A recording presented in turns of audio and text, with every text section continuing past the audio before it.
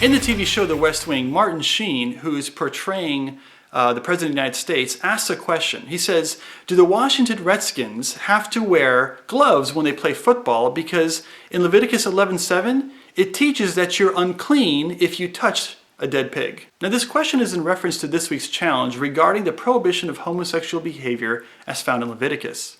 Now in this particular episode, Martin Sheen slams a character who's kind of being portrayed as being Dr. Laura Schlesinger, because she has cited that homosexual behavior is an abomination, and she's citing Leviticus 18:22, and so he's arguing against her case. Now this is a common challenge because many times the topic of homosexual behavior comes up, and many Christians will cite Leviticus 18:22 or the other Leviticus passage. And typically the response is this. They say, well, wait a minute. You Christians are citing Leviticus 18:22, but in reality, there's all sorts of Levitical prohibitions that you don't follow. Leviticus 19:19, for example, cites that it's wrong if you plant different seeds in the same field, or that if you wear clothes made of two different linens. And so the obvious argument being made here is, look, why do you follow the rules regarding homosexual behavior as found in Leviticus when you don't follow the other rules regarding these other issues found in Leviticus? So obviously they're trying to show that Christians are inconsistent, right? We pick and choose which biblical rules we want to follow. Now I have to admit that Christians are partly responsible for this confusion on this topic. You see, the critics are right in a sense. We don't follow all the Levitical rules, but there's a reason for that. And the reason is this. The Levitical rules fall under what's known as the Mosaic Law. This is a group of about 613 or so commands.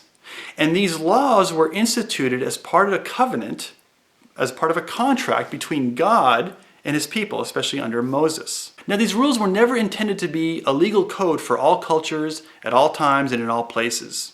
They're solely intended for Israel, for those people in that land and in that time. Now when Jesus came, he fulfilled the terms and the requirements of that old covenant, and then established a new covenant, a new contract in his blood that has different terms to follow. In fact, Hebrews 8:13 makes mention of this. The entire book of Galatians is actually an argument that Paul's making against the people who are claiming that in order to be a true Christian, you have to not just follow Jesus Christ, but also follow some of the Mosaic laws, in particular circumcision.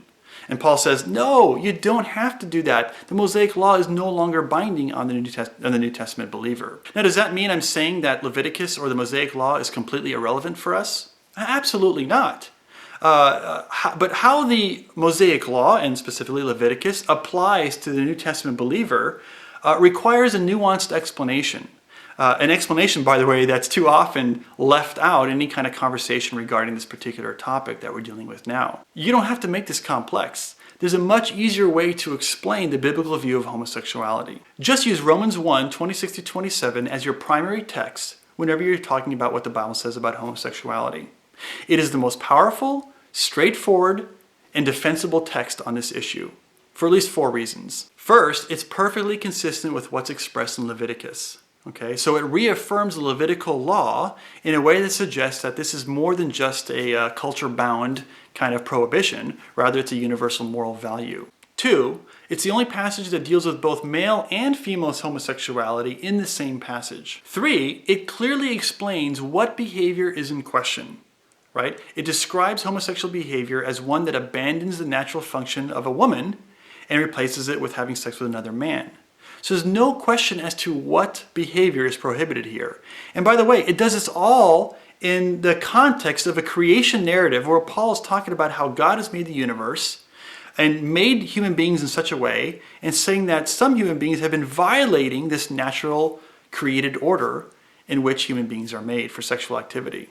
So it's perfectly clear and consistent with the context. And 4, and here's the relevant point regarding our particular challenge, is that the Romans passage is written in the New Testament, particularly under the new covenant of Christ. And the new covenant of Christ is the contract which is primarily responsible for governing Christian behavior. So if you're going to insist on quoting Leviticus, be prepared to either give a real nuanced explanation of old and new covenants and how they work together and how they apply and so on and so forth.